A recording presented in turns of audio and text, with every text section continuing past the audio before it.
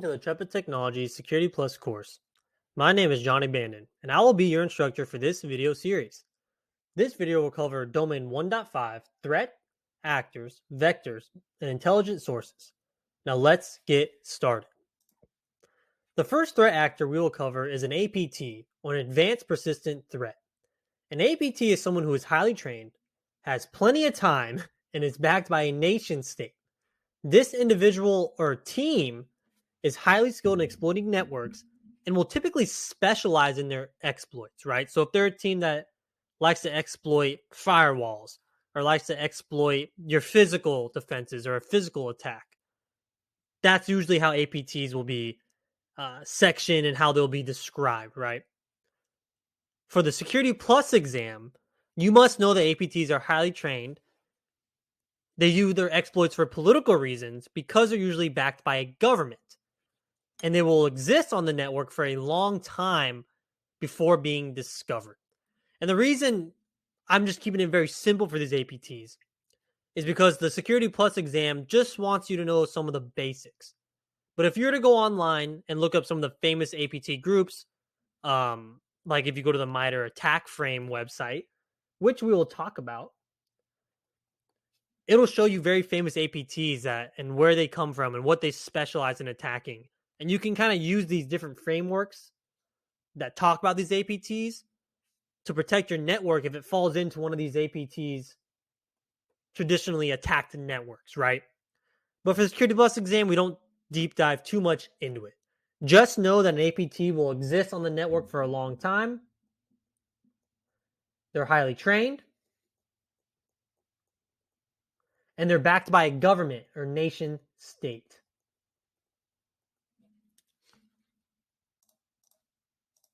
All right, moving on. So another threat actor we're going to talk about is insider threats. So insider threats pose one of the greatest threats to your enterprise because there's inside knowledge of how the organization runs. Insider threats will have access to your compound. They'll have technical access. Stuff that APTs or outside threats do not have access to. So if you have somebody that wants to do damage to your organization and they made it in, right? They got hired on. They can do a lot more damage than someone on the outside. So it's essential that as a security professional that you notice the signs of an insider threat and you teach your employees through user awareness training the signs of an insider threat. So what are some of the signs? A disgruntled employee, someone being poached by a competitor, someone going through a life-changing event that may be in a desperate situation. For the government, when someone starts to openly disdain the U.S. government publicly, this is also a sign of an insider threat brewing. So some of the signs, right? Disgruntled employee, someone going through a life-changing event like a divorce or someone dying in the family. Now you may say, well, someone's tragedy means they can be an insider threat. Now, we're not robots. We still have that human element in people. Well, for someone going through a life-changing event like a divorce where they may need money quickly, having some insider knowledge that they can sell off to a competitor or an adversary like a nation state like China, Iran, or Russia could prove beneficial to them if they think they could get away with it. So that's why these life-changing events are one of the signs. And then if you're working in the government, someone who has open disdain for U.S. policies, that could be another sign. So what are some prevention? Well, you're not ever going to be able to control someone's actions. If they want to become an insider threat, you can fire them. You can try to dissuade them. But if they're going to do it, they're going to do it, right? But we do have some controls that can prevent them from getting severe damage on our network or causing severe damage. So some of the prevention techniques we have are separation of duties, which will separate workloads so that only one person cannot perform a critical task, like change management or payroll. We have the concept of least privilege, which is only giving a user the same or minimum privileges and access to perform their job. Nothing more, nothing less. If you're a database administrator, you will only get privilege access on that database that you are managing. And then we have mandatory vacations or job rotation. This is a way to detect fraud or unethical behavior by exposing the insider threat while they are gone.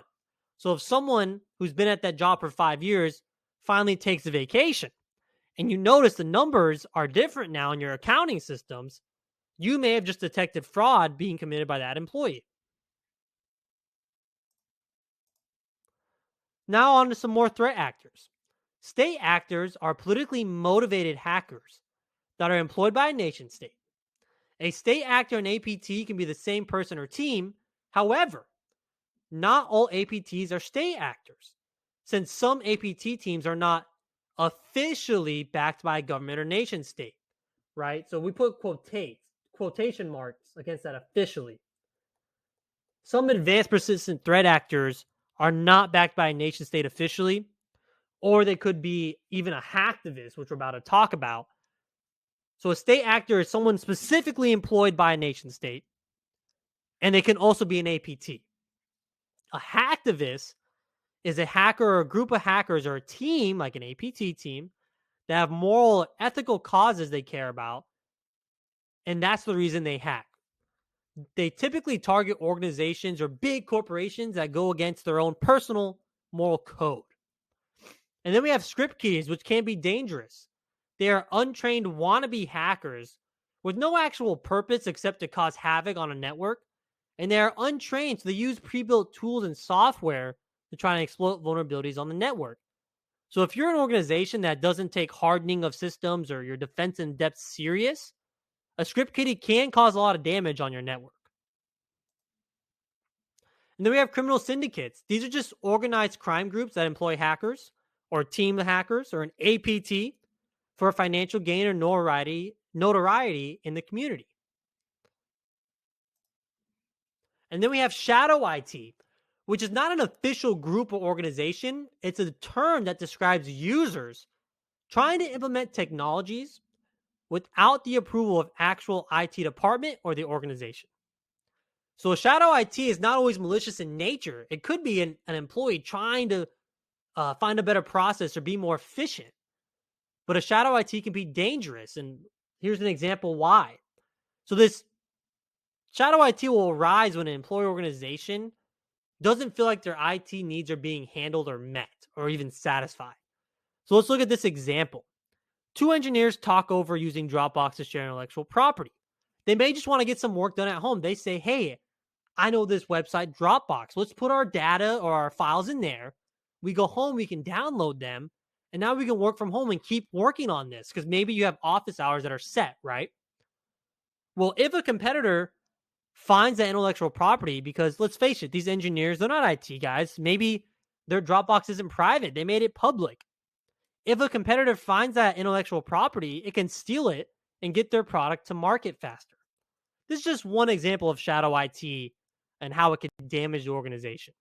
Another example is someone bringing in a switch to add more devices, plugging that switch into the network, and then they cause a spanning tree loop or a broadcast storm, right? It's not malicious in nature, but it's bad for your enterprise because it can cause damage. A way for this never to arise is to make sure you have good engagement with the business and your users, and to make sure that IT is treated as a core competency of the organization so that users' needs are being met. There's a huge movement called the DevOps movement that should be standard into any IT operations nowadays that is a good prevention for shadow IT. And then we have competitors. So these are just corporate adversaries or competitors that will use some sort of espionage to steal intellectual property away from their competitors. The typical goal of this is to get products to market faster or to satisfy their stakeholders or board members. And now let's move on to different threat vectors. So these are the different ways that you get access to attack, right? Or the different planes of attack. So again, threat vectors are different ways an attacker can gain access, exploit, or disrupt your network. So email and social media are vectors that can be used for phishing attempts or, smishing attempts. And in these phishing attempts, malware or malicious scripts can be downloaded, which could give an attacker like an APT team access to your organization's network, where then they can do data exfiltration. Direct access. So this is when an attacker has direct physical access to your network and systems. So that means a threat actor can walk into your building because you don't have a badging system or a front desk. They can install a USB to your computer, install that malicious payload, and walk away. And if you don't have detective measures like CCTV in place, you'll never know what happened. And then we have wireless. Of course, your wireless network is also easily compromised from jamming, from people trying to just disrupt your network, right? Installing evil twins. And then we have removable media. This could be CDs, USBs, DVDs that contain any amount of malware or malicious scripts that could be potentially plugged into your system and network.